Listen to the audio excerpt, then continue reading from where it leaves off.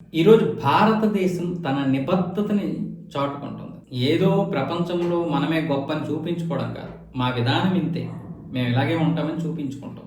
మేము ఎప్పుడూ కూడా సౌమ్యంగానే ఉంటాము, సాత్వికంగా ఉంటాము, మా జోలికి ఎవరు రాకండి అన్న విధంగానే ఉంటుంది. ఈరోజు ఐక్యరాజ్య సమితిలో కూడా దానికి కట్టాల్సినటువంటి నిధులు ఏవైతే ఉన్నాయో $35 బిలియన్, ఆ $35 బిలియన్ సకాలంలో కట్టేసింది భారత్. ఐక్యరాజ్య సమితిలో సభ్య దేశాలుగా ఉన్నటువంటి దేశాలు, చాలా దేశాలు ఈ వాటాల కట్టాన్ని విడుదల చేసినటువంటి నోటీస్ని ఏవి పట్టించుకోవు. కడతాయి, ప్రతి దేశం వాటి యొక్క నిధుల్ని కడతాయి. కొన్ని దేశాలు అయితే బాకీ కూడా ఉండిపోతాయి, అంటే కిందటి సంవత్సరం కట్టాల్సినటువంటివి కూడా కట్టవు. కానీ భారతదేశం నోటీసు విడుదలైన 30 రోజుల్లోపే కట్టేసి 292 కోట్లు కట్టేసి ఆనర్ రోల్లో చోటు లభించుకుంది. ఆ చోటు వస్తుందని కాదు, 30 రోజుల లోపు కనుక అలా కడితే ఆనర్ రోల్లో చోటు ఇస్తారు వాళ్ళు ఐక్యరాజ్య సమితి. దానివల్ల ఏంటి, ఇది కాదు సకాలంలో కట్టాయి ఈ దేశాలని చెప్పుకోవడానికి. అలా 47 దేశాలు అయితే ఇప్పటి వరకు ఐక్యరాజ్య సమితిలో కట్టాయి. భారతదేశం ఎప్పుడూ కూడా తన యొక్క బాకీని ఉంచుకోలేదు. అలాగే కట్టాల్సినటువంటి వడ్డీలు ఏమైనా వెంటనే కట్టేస్తుంది.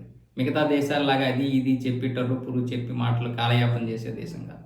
ఈరోజు ఆయన ఎవరైతే ఉన్నారో ఆంటోనియో గుటెర్రస్ ఈరోజు ఒక క్విజ్ పెట్టారు. ప్రపంచంలో అతిపెద్ద విగ్రహం ఉన్నది ఏ దేశం? భారతదేశం కదా. ఆ పెద్ద మనసు ఉన్నది కూడా భారతదేశానికి అన్న విధంగా మాట్లాడారు. ఎందుకు? ఈరోజు ఐక్యరాజ్య సమితికి దాదాపు 29 నుంచి 30 వేల కోట్ల రూపాయలు అవసరం. ప్రతి సంవత్సరం కూడా దానికి ఖర్చు అవుతాయి. అంటే రోజుకి సగటున 80 కోట్ల రూపాయలు ఖర్చు అయితే అందులో 1% మన దేశమే అక్కడ సమకూరుస్తుంది. రోజుకి 1% అంటే 80 లక్షల రూపాయలు, అంటే దగ్గర 290 కోట్లు సంవత్సరానికి సమకూరుస్తుంది మన దేశమే. 1.016% మనం సమకూరుస్తున్నాం. ఇది తక్కువేమి కాదు.